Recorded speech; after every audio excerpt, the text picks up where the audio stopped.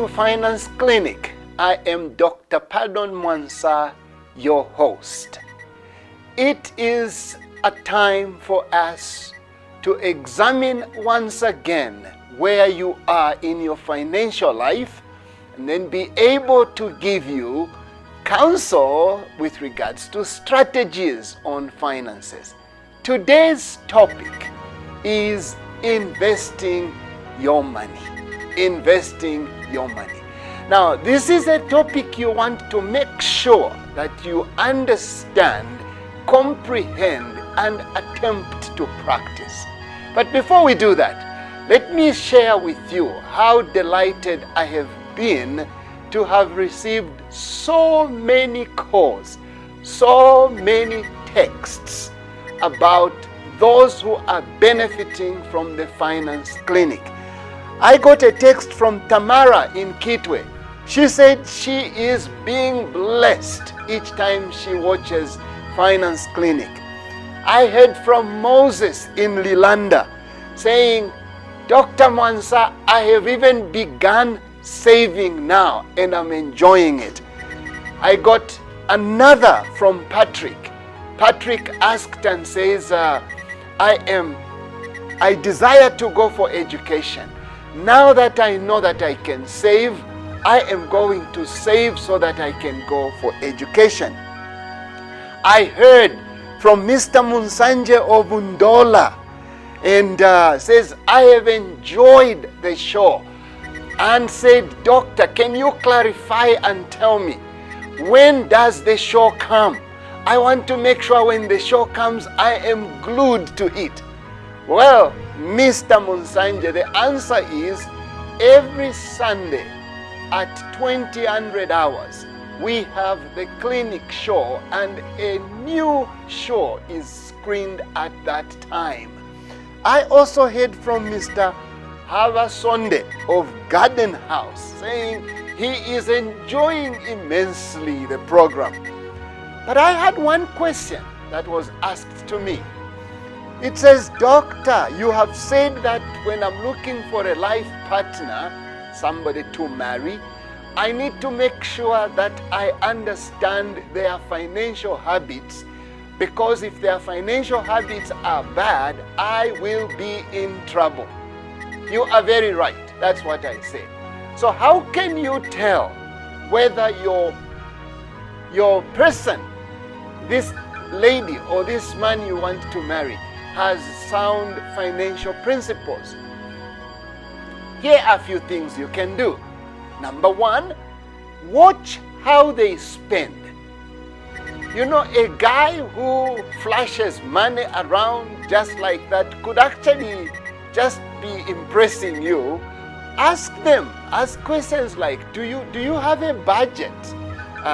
Then ask them, do you have a savings account? And then just watch how they conduct themselves in money matters.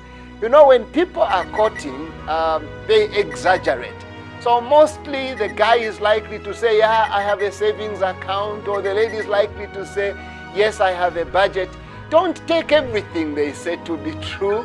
Test it, find out, and see if actually it is so. But the point is, watch their habits. How do they spend?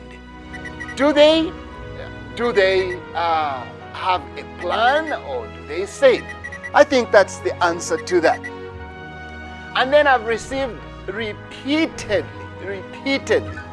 Dr. Mwansa, I just came to watch your show, but it was only 5 minutes before you stopped. So do you have a DVD, or do you have a book that I can read, that I can fully understand? I have always responded to those people. I have said, after our 13th series, once we have shot show number 13, we will produce the 13 DVDs and you will have access to them. And yes, I do have a book. It is entitled Personal Finance, written by Dr. Pardon Mwansa. This book basically has everything I have been teaching. It teaches about the basic skills that you need to understand. It teaches about advanced skills in financial management. Then part 4 in this book deals with debt. What do you do with your debt? How do you stay out of debt? How do you avoid getting into debt? So yes, we do have a book, and you can access it in every ABC in Zambia, including at Rusangu University. Should or does the Bible teach investment? Is it something we can learn from Scripture? The answer is yes. The Bible teaches us to invest. The investment principle or investing is a biblical principle. Where did I get that? Let's go to the book of Matthew chapter 25. Matthew chapter 25, the Lord Christ Jesus himself gave a story about the kingdom of heaven. But in trying to narrate a heavenly principle, Jesus used an investment scenario. The Bible says in Matthew chapter 25 that there were 3 investors. These 3 investors, Jesus or the master gave them talents. Let's call that wealth.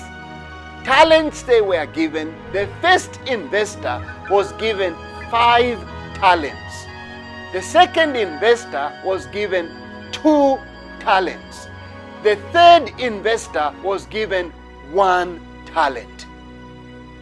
According to this story, after the master gave them the talents or the money, 5, 2, and 1, he went away to a faraway country. After some time, the master came back. And according to the story narrated by Jesus, when the master came, he called all the 3 investors and said, let's settle the accounts. So the story says the first investor came very proudly and said, Master, you gave me 5 talents, I doubled. I made 5 more, so I'm giving you 10. Wow, you know what the answer was from Jesus? The answer was, you are a great servant. I gave you 5, you invested, you made 10 more. I will make you be more responsible for more wealth. So this story tells us that Jesus commended the investor who invested. Number 2, the second investor invested his 2 talents, his 2 monies. He came and reported, I doubled, master. I did twice. The master said, you doubled, I commend you. I will put you in charge of more money because you are a good investor. Now listen to the third investor.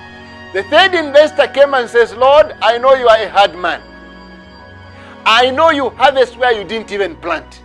So what I did, I took my money, I hid it under the ground, I just put it there, and here you are, take your 1 talent that you gave me. The man buried the money. The man brought back 1. You know what Jesus' response was? You wicked servant. Take away even what he has.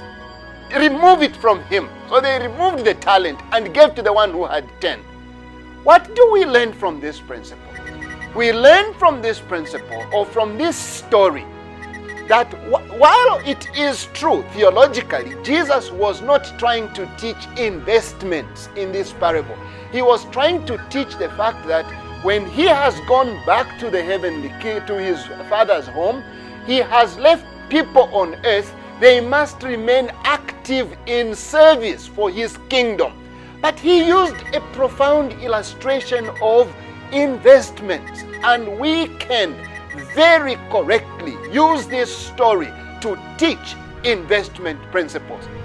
Now, believing I have settled this with those who are of faith and who may have been saying, no, I should not invest because Jesus said, invest your money in heaven, so I can only give it to church. Now remember, you have to be balanced. I already covered the Christian values and what you need to do as a Christian in order for you to have a complete lifestyle of a person who is managing funds. But now, last show, I dealt with savings. When you have been saving money, you've been saving money, what then do you do with that money? You just save it, save it, save it, save it? If you just save money and all you do is save it, save it, save it, save it, you don't invest it, you can lose your money. Let me give you an example of why you should invest in order for you to realize the value of your money. Let me talk about the inflation principle. Inflation is, simply put, it's the loss of the purchasing power of your money. So let me explain it. If in January you had 1,000 kwacha, which you saved as money to use for a certain project 2 or 3 years from now, this 1,000 kwacha in January could buy you, let's say, for the sake of argument, this 1 kwacha could buy you certain amounts of grocery. In December, by the end of the year, if you went to buy the same grocery, same stuff that you bought in January, but you now go in December, 12 months later, and you go and you pay 1,400 kwacha for the same things you paid 1,000 kwacha for, you have just experienced the inflation of your goods. Now, to the point, why then do you have to invest? You know, if you don't invest, but you just keep your 1,000 kwacha, you put it under your pillow, in December, it will still be 1,000 kwacha. But if you invest it, that same 1,000 kwacha may make you and will gain you interest. And when it gains you interest, that interest you have gained will help offset the inflation that takes place. Let me illustrate it with this side of the screen, compounding interest. I want you to imagine this scenario. A person has just hit 30 years. They are 30 years in their life and they say, I want to start investing. So they start with 5,000 kwacha up front. They take 5,000 kwacha, they put it into an investment, let's call it a bank. Then this same person on a monthly basis, they start putting 100 kwacha. Every month they are putting 100 kwacha. Every month 100 kwacha. And they do this for 30 years. They do this for 30 years.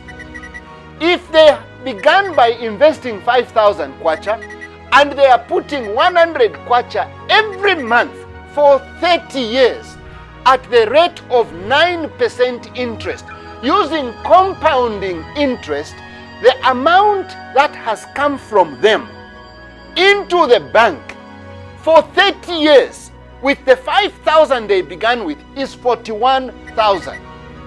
But because of the magic of compounding interest, at the end of 30 years of investing their money, just 5,000 to begin with, 100 every month for 30 years at 9% interest, they will make 230,000 kwacha. Now, that is powerful. That is the power of compounding interest. This is one of the reasons why you have to invest. Because if you don't invest, can you imagine? You will end up with your 41,000 kwacha under your pillow. Or you will end up with your 41,000 kwacha under the ground where you buried it in a container. But if you've been investing it, the same money will give you 230,000 kwacha under compounding interest. So a short answer to the question, why do we invest? We invest so that we can grow our money, so that its value is not lost. It's also a way of managing your wealth in the best way. Let me illustrate it in a very simple way. Some people say, no, I don't want to risk, because if I invest, it's risky. To a certain extent, investment involves risking. But just imagine what would happen to the farmers in Zambia. To the farmers in Zambia, if they said, I don't know when rain will come. And because I don't know when rain will come, I'm not even going to cultivate. I'm not even going to plant. I will have to wait until I see rain pouring every day. Then I'm going to plant. If you did that, you will not be a successful farmer.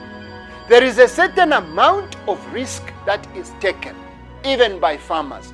When they are planting, they do not know if the seed will grow. When they are planting, they may not know when the rain will fall. When they are planting, they do not know what the outcomes will be, but they risk. Investment may have a certain element of risk, but it is important to invest. So having settled the purpose of investing, let me now deal with the issues of what are the factors you have to consider when you are investing. What factors should you consider? Factor number one, safety or security. Safety or security. Safety or security refers to when you are investing, how safe is your money?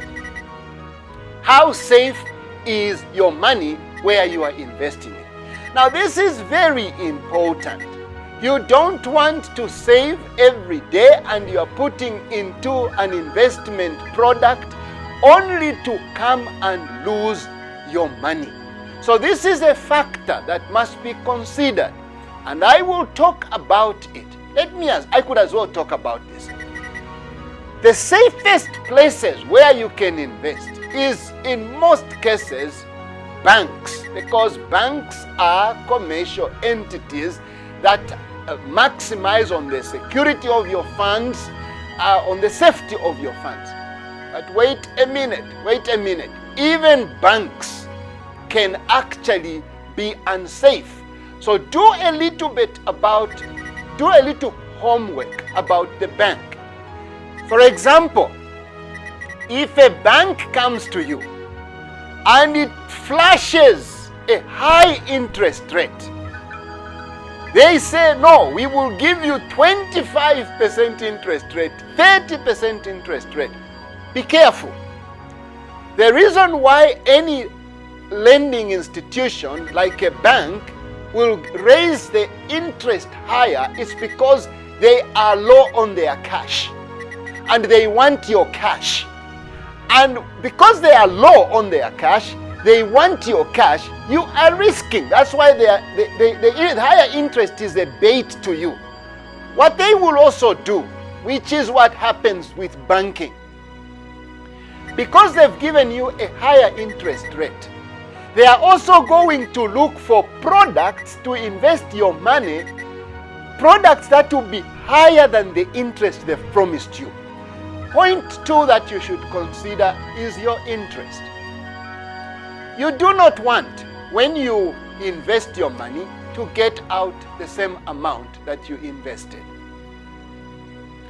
You want, when you invest your money, to make sure that your money will maximize its yield. How much it will make. It's like a farmer. When a farmer is planting, they just don't want to preserve the principal amount. They want to maximize the interest. Just be careful, as I said. Don't be driven by interest, because some entities that will go for higher interest, as a general rule in investment, the higher the interest, the riskier that is. Avoid it. Number 3, factors to consider. Diversification.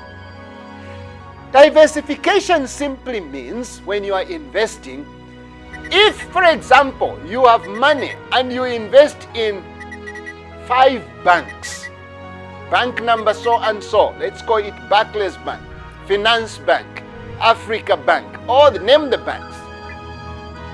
When you have invested in these different banks, should some banks have difficulties and their money and your money is risked, other banks will be okay. But maybe this point may not help you understand. Let me use what my grandmother one day used. My wife and I, when we had our firstborn son, my wife went to visit grandmother and said to grandmother, "Grandmother, I just want to have one child. So for us, we are finished with children." My grandmother looked at her and said, "My dear girl, let me help you understand." And then she said, in life, children perform differently. There are some children who come out very good. There are some children who struggle. There are also some children that are trouble. Now, if you only have one child, what if the performance of that child is very poor? It's trouble. You will live regretting. So my suggestion, said grandmother, is have at least 3 or 4 children, so that if one performs poorly, the second one may perform better. The third one and the fourth may even perform much better. In other words, the principle of diversification in investment is don't put all your eggs in one basket. Because if you only put all your eggs in one basket, when that basket is hit and it breaks, you have lost all you have. So consider this.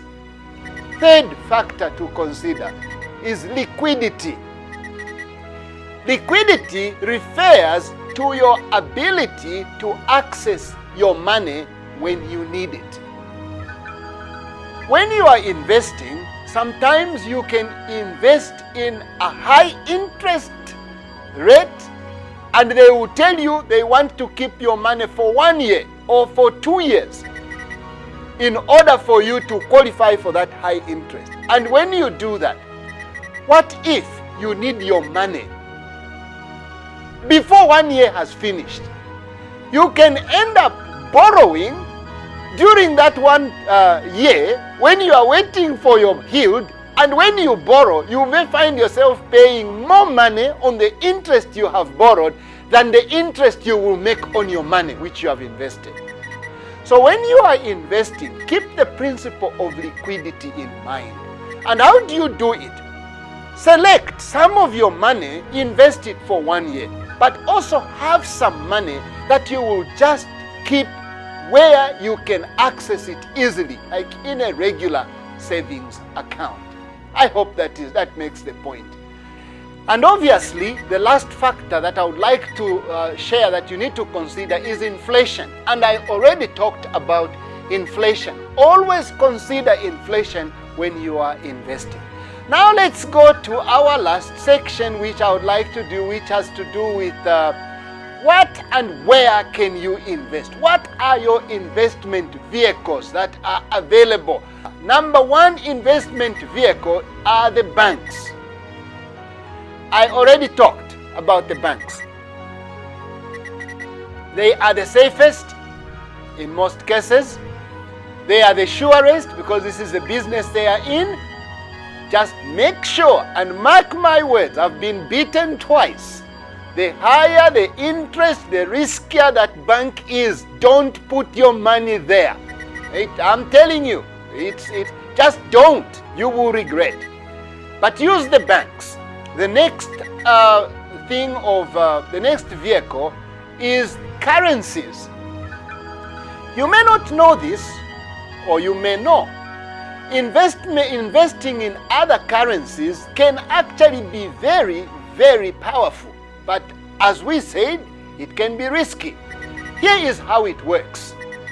If in January you go to a bank and you purchase US dollars, and in January the US dollars, let's say they are at $10, 10 kwacha to $1. When you buy your hard currency and you put your money into a US dollar account in January and you used 10 kwacha to buy $1, if in the course of the year the dollar gains strength and by the end of the year in December that same dollar is now fetching 13 kwacha, you can turn your dollar into kwacha and you will have gained, assuming other factors are on your side. But just as I said, if the kwacha gets stronger, then you may lose. But currencies is one of the investment vehicles. Stocks, bonds, and mutual funds. Stocks, bonds, and mutual funds are one of the advanced investment techniques. The best I would recommend, since you may not be familiar with investing in stocks or bonds or mutual funds, is please do see a financial counselor who is well versed in this. But yes, stocks, bonds, mutual funds, they work. They are investment vehicles. You can also invest in a business. In a business, you know what business is. The only problem is, as I stated, investment is risky. There are people who have saved money, and after they've saved money, then they say, I want to invest in a business. When they invest in a business, then some tragedy falls, like cholera and all of that stuff, and all of a sudden the wealth they had has been lost. Now, this is why the principle of diversification is important. Don't invest in one particular business. But yes, business is another way you can invest your wealth. The last one that I just want to illustrate with is you can invest in a house or building of houses. Actually, it has proven in the history of investment that investing in real estate, that is in houses, you stand a chance of realizing your investment with good yield. The last investment vehicle I want to talk about is investing in a house or in houses. Investment history has shown that there is very, very sound value and principles or yield in investing in real estate. Real estate is the investment of your wealth in construction of a home or in buildings. Now, when you have your money which you have saved, you need to ask yourself, where is it now going to be invested? And when you invest in a home in most cases has three advantages as an investment vehicle. Number one, every amount of money you have put in constructing your house is adding to the value of your house. It is just money you have transferred into a plant asset, into a building. If it cost you 100,000 kwacha to build this home, as long as that home is built, it is of that value. But number two, you can put that house now on rent. So you now are gaining two things. You are gaining monthly rentals from a house and the value of the house that you had initially invested in. Number three, you are gaining monthly interest, monthly rentals. Secondly, the value is still there. But number three, houses in most cases appreciate. And so you might find that a house in which you invested 100,000 kwacha, after 15 years, that same house could actually be valued at 300 kwacha. So houses or real estate is another very good form of investment. Now, we've covered many things. As a matter of fact, this show has covered significant material. Now, we need to get a testimony from those who have experienced investing and its challenges or its benefits. Just listen to their stories. Join me.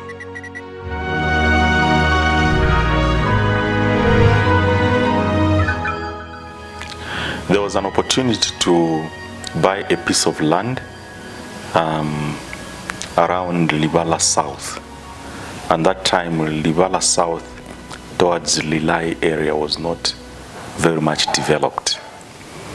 But we knew that plots were running fast the other developed side of town. So on the southern side, we knew that only after a short time there would be development. So a small piece of land was availed, and we did not have money at the time. And yet we did not want to lose an opportunity, because at the time we were going to have money, then there was not going to be available land at the rate land acquisition was happening. So we went to the bank to apply for a loan, a personal loan, because we didn't even have assets to pledge. So our salaries became a cushion as required by the bank. So in the process of getting the loan, then an agent in the business of real estates came to us and said, look, you can get this land for, at the time, 25,000 kwacha, which is 60 by 40. But on the opposite side and in the extreme Lilai, there's another piece of land which is about 7 acres going for 50,000 kwacha. And the individual approach, after consulting and learning about it and consulting various people that are practicing various models of investment, so that you can pick what is suitable for you. But for us, that's what worked for us. Thank you.